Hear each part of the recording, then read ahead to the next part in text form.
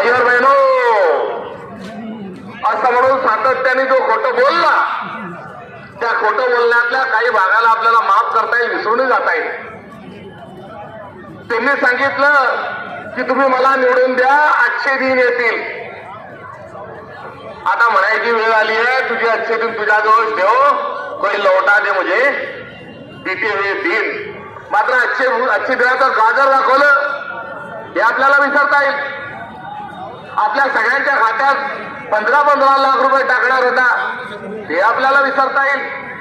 मात्र दरवर्षी 2 कोटी रोजगार ते म्हणत असताना आता आपल्या तरुणांच्या बेरोजगारांच्या हातावर हा तुरी देत आहेत हे आपल्याला माफ करता येणार नाही. स्वामीनाथन आयोगाची अंमलबजावणी करू आणि शेतकऱ्याला शेतमालाच्या लागत मूल्यापेक्षा 1.5 पट भाव देऊ असं सांगणाऱ्या या फसव्या मोदीला तुम्हाला आपल्याला माफ करता येणार नाही.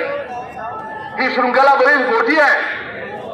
मात्र हे सर्व होत असताना आता एक किळसवाना प्रकार हा जो घडतोय आणि सत्ता आणि संपत्तीच्या मस्तीमध्ये आता संस्कृतीला मूठ माती देऊन विकृती जी आहे त्या विकृतीला नरेंद्र मोदी यांनी जवळ स्वीकारलाय. आणि ही विकृती म्हणजे किळसवाणी आहे. आपला पंतप्रधान हा विदेशात जाऊन ठुमका धरतो, त्याचा संदर्भ कुठेतरी नाताशी येतो, कुठेतरी लैंगिक शोषणाच्या असणाऱ्या रॅकेटचा एक तो भाग म्हणून आपला नाव त्या ठिकाणी खोलतो. आणि या सर्वांच्या अनुषंगानं आता हा पंतप्रधान असणं हा देशाची मान खाली जाणार आहे. म्हणून भाजप ज्याची सावली आहे त्या राष्ट्रीय स्वयंसेवक संघाला आज आम्ही कुठेतरी साकडं नव्हे तर कुठेतरी गाव विचारायला नव्हे तर आम्हाला त्यांना सांगायचंय की एरवी तुम्ही फार आवडता, राष्ट्रभक्त स्वतःला बनवता, तुम्ही आवडता, सभ्यता, सुसंस्कृती, संस्कार वगैरे वगैरे वगैरे बरेच मोठे शब्द वापरता.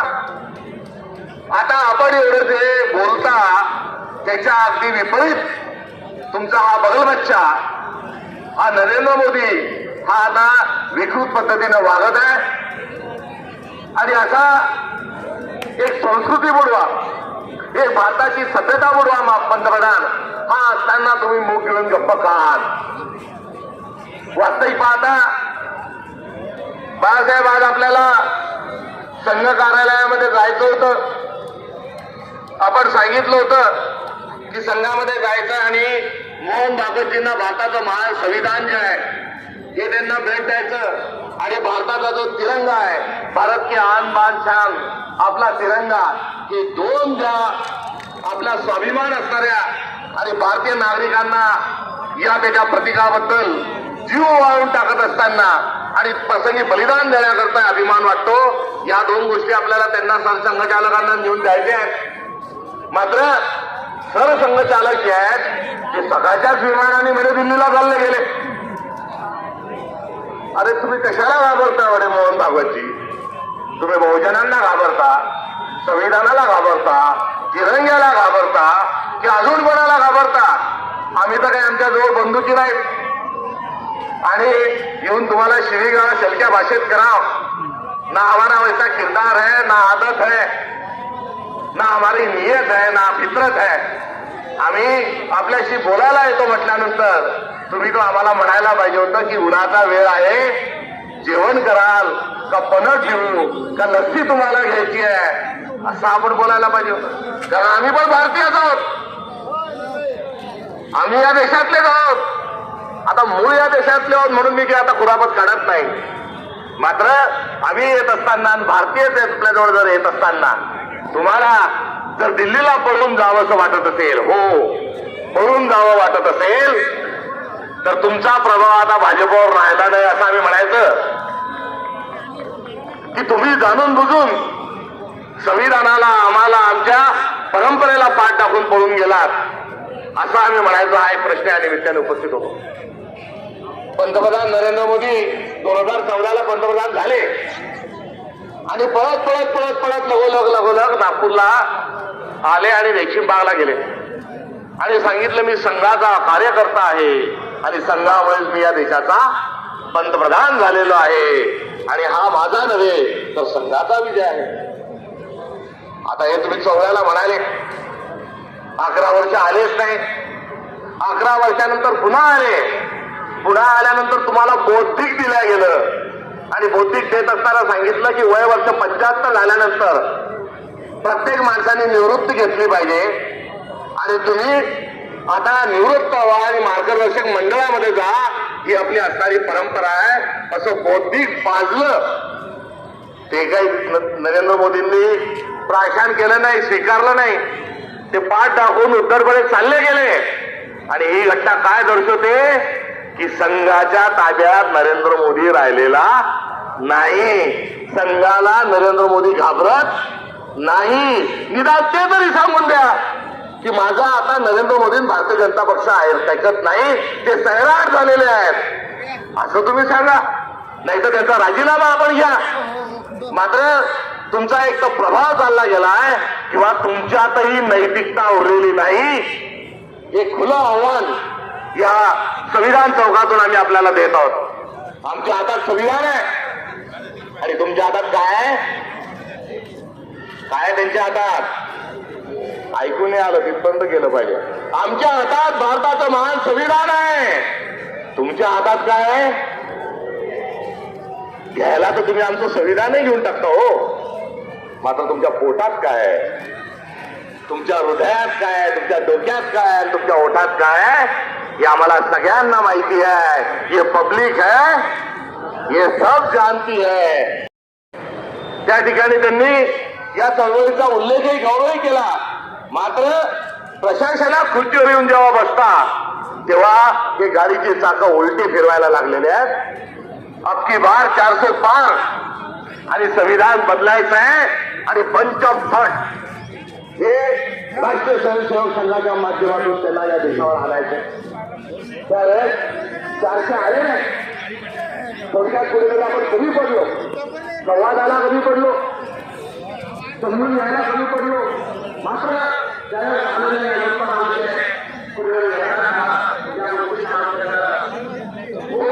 भूमिका घ्यायला भूमिका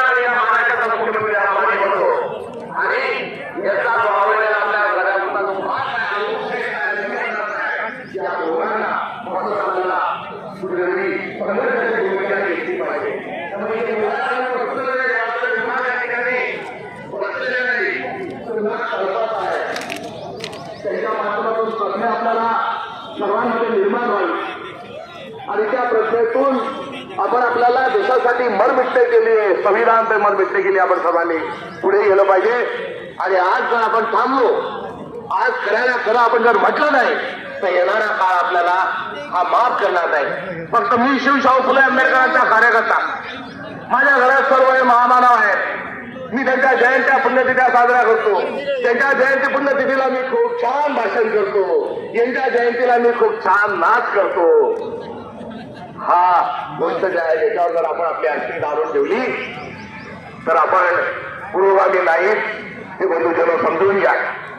मी बोलत असताना अधिक बोलण्याची शक्यता नाकारता येते म्हणून आवडता येतो. मगर मुझे शर्म आती है कि देश का पंतप्रधान ये सिलेंडर है. नरेंद्र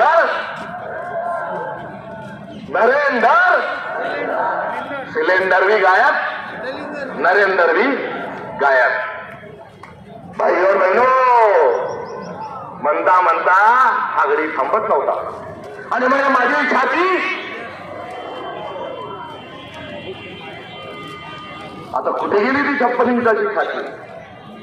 ऑपरेशन सिंधूर सुरू होतं, भारताची आर्मी पाकिस्तानमध्ये घुसते आणि तिथून एक फोन येतो तात्याचा. काय त्या तात्याचं नाव? तात्याचा फोन येतो आणि तात्या म्हणतो सिलेंडर.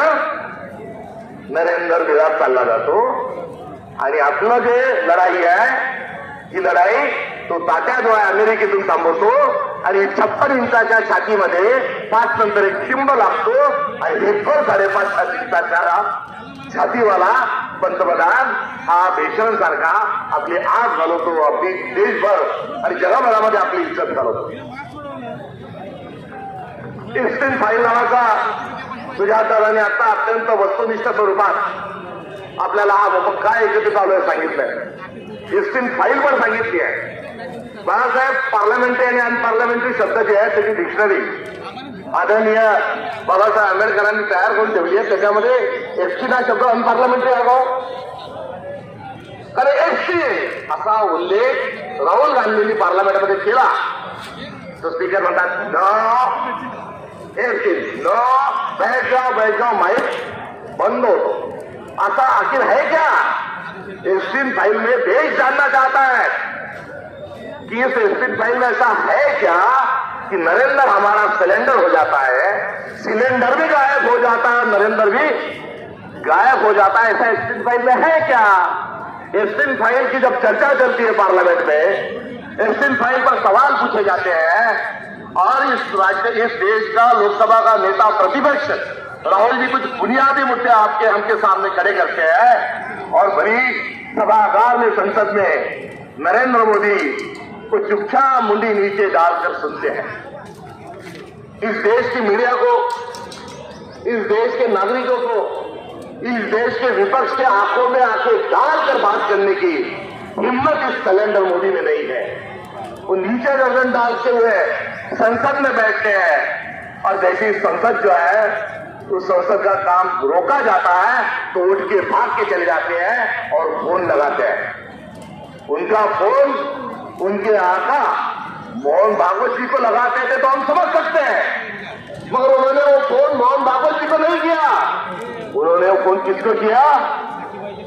एक हमारे महाराष्ट्र में पहले विंचू तात्या नाम का एक बड़ा फेमस किरदार था, मगर विंचू तात्या से भी एक बड़ा एक तात्या अभी आ गया है. उन्होंने फोन उठाया और तात्या को लगा दिया, ट्रम्प तात्या को, और बोले तात्या आई एम सिलेंडर. और अमेरिका के साथ जो ट्रेड डील है उस पर दस्तखत कर दिए. उस ट्रेड डील में क्या है? एस्टिन फाइल में जो है उस एस्टिन फाइल की जो काली हरकतें हैं उससे ये हमारा प्राइम मिनिस्टर इतना डरा हुआ है कि किसानों के पीठ पे खंजीर सुपरने का काम ये नरेंद्र मोदी ने ये अमेरिकन ट्रेड डील के माध्यम से किया. अब अमेरिका से जो किसान हमारे जो फसल यहाँ पर उगाता है उस किसान की फसल को दाम नहीं मिलेगा क्योंकि अमेरिका का सारा जो सब्सिडाइज जो माल है वो हमारे पास आ जाए. हमारे सोयाबीन की फसल को दाम नहीं, हमारे चने के फसल को दाम नहीं, कपास को नहीं, धान को नहीं, फलों को नहीं, और हमारा पूरा जो किसानी है वो बर्बाद करने के काम ये मोदी ने सरेंडर होने के कारण किया है। और ऐसा क्या क्या है कि ऑपरेशन सिंदूर में हमारा प्राइम मिनिस्टर सरेंडर हो जाता है, ऐसा एक्सिट फाइल में क्या है कि अमेरिकन ट्रेड डील भी हो जाता है, और ऐसा उस एक्सिट फाइल में क्या है कि बरसों से हमारा जो मित्र रहा है वो ईरान, उसकी भी उसके नेताओं की और वहां की शहादत पर कुछ बोलने के लिए नरेंद्र मोदी तैयार होते नहीं। ऐसा आखिर उसे है क्या? ये सवाल को उठाते हुए आज राष्ट्रीय स्वयंसेवक संघ के कार्यालय पे हम जा रहे हैं। हमारा और उनका केवल मतों की भिन्नता नहीं, तो सिरे से हमारी जो है हमारा झगड़ा है वो वैचारिक स्वरूप का झगड़ा है।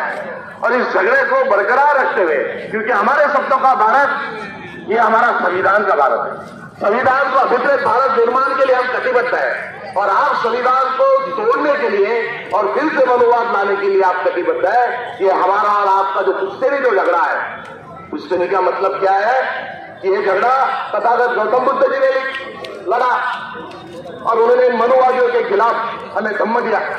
महावीर ने इस लड़ाई को लड़ा और उन्होंने प्रज्ञाशील करुणा के साथ साथ विनय विचार आचार का एक बहुत बड़ा शिक्षा देते हुए महावीर ने भी उस जंग को लड़ा, बसवेश्वर जी ने उस जंग को लड़ा, चक्रधर स्वामी ने उस जंग को लड़ा। और संतों की जो हमारी परंपरा है, उस सारी संतों की परंपरा में तुकाराम हो, ज्ञानेश्वर हो, एकनाथ हो, सारे संतों ने भी उसी को लड़ा, उसी को शिवशाह फुला अम्बेडकर ने लड़ा, गाड़गे महाराज तुकोजी महाराज ने लड़ा। ये हमारी परंपरा है और ये परंपरा